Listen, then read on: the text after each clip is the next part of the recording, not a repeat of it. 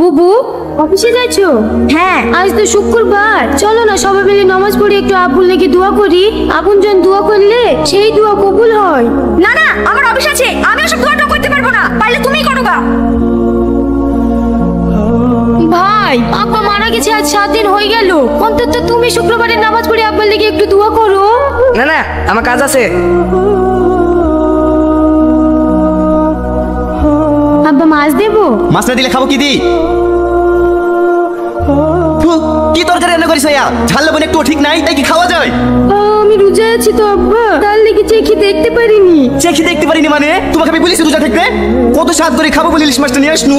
তাই তো, ইয়া কিভাবে রান্না করেছো? এই খাবার কি খাওয়া যায়? সারাদিন কাজ করবো তো কিছুই করো না, একটু ভালো করে রান্নাটা তো করতে পারো। 1400 ভাজি খেতা রোজা রেখেছে। আব্বা, এই খাবার আপনাকে খেতে হবে না, আমি অফিস যাওয়ার পথে হোটেলে খেয়ে নেবো, আর আপনার জন্য একটা পার্সেল করে পাঠিয়ে দেবো। আসছি। আব্বা আব্বা আব্বা, কি হলো? এত রাতে ডাকছো কেনে? আপনার জন্য খাবার লেসছি, আজ শুক্রবার তো, অন্তত আজকে রোজাটা রাখেন। তুমি এত রাতে আমাকে রোজা রাখার লাগে ডাকছো? দাঁড়াও, ছেলে বাড়ি থেকে বাড়ি আসুক, তোমাকে একটা বাড়ি সাজানোর ব্যবস্থা করছি। আমাকে ক্ষমা করে দেন, আমাকে আর একটা সুযোগ দেন। আমি যেভাবে করেছি তার প্রায়শ্চিত্ত করতে চাই। তোমার পাপ 80% কমে গেছে, আর 20% আছে। আমার তো কমে গেছে, কিন্তু কিভাবে? তোমার বৌমার লেগি দেখতে চাও? হে খুদা, আমি তোমার কাছে 2 হাত তুলে দোয়া করছি। আমার শ্বশুর পৃথিবীতে থাকতে মনে জানতেও জানতে অনেক পাপ করেছে, তুমি তাকে ক্ষমা করে দিও, তুমি তাকে জান্নাতবাসী করো। কোনো মৃত ব্যক্তি লেগে তার আপনজন যদি দোয়া করে, সেই দোয়া কবুল হয়। তোমার বৌমার জন্য তোমার 80% পাপ ক্ষমা হয়ে গেছে, আর 20% আছে। আর একটু সময় দেন, এ পাপটুকু ক্ষমা হয়ে যাবে। না, এই পাপের জন্য তোমার বৌমা যদি দিনরাত 24 ঘন্টাও দোয়া করে, তাও এই পাপের ক্ষমা হবে না। কেন?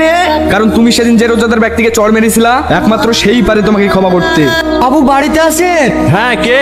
আমি রিয়াজ। ও, মাল সব ঠিকঠাক দিছে তো? হ্যাঁ দিছে, আপনি একবার লিস্টে মিলিলেন। আচ্ছা ঠিক আছে, মাল সব রান্নাঘরে রেখে দে। বাবু, আমি রোজায় আছি তো, শরীরটা খুব হাঁপি গেছে, চালের বস্তাটা ধরে একটু মাথায় তুলে দেন না। তুই রোজা আছিস তো আমি কি করবো? তুই কি আমি রোজা থাকতে ভুলিছি? কাজে এসে কাজ কর।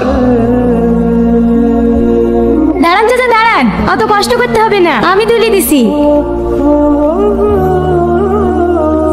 থাক মা, তোমাকে আর কষ্ট করতে হবে না, এগুলো আমি একাই পারবো।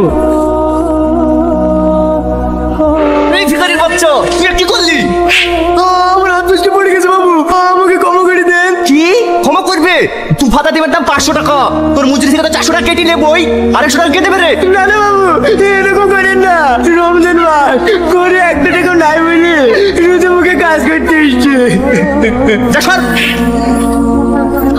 আমাকে একটা সুযোগ দেন, আমি পৃথিবী থেকে তার সাথে ক্ষমা চেয়ে আসবো। আচ্ছা ঠিক আছে, যাও, তোমাকে 1 পর সময় দিলাম, দেখো ক্ষমা চাইতে পারো কি। সেদিন তোমাকে আমার চড়ার বিশাল বান্ধব হয়ে গেছে, তুমি আমাকে ক্ষমা করে দাও। ভাই, ও ভাই, আমাকে ক্ষমা করে দাও না, আমি তোমার পা ধরছি। কি হলো, ক্ষমা চাইতে পারলে না তো? না, চলো। আমাকে ক্ষমা করে দাও, আমি জানতে যাবো না, আমি জানতে যাবো না, আমি যাবো না, আমি যাবো না। আমি কোনো মরিনি, আমি কোনো বেঁচে আছি। হে খোদা, তোমাকে হাজার হাজার শুকরিয়া, আমাকে আর একটা সুযোগ দেওয়ার জন্য। আব্বা আপনি? বৌমা, আমি আজ থেকে নামাজ রোজা সব করবো, কিন্তু আমি তো কিছুই জানিনি, তুমি আমাকে নামাজ পড়া শিখিয়ে দিবা? হ্যাঁ আব্বা, আমি অবশ্যই শিখে দেবো।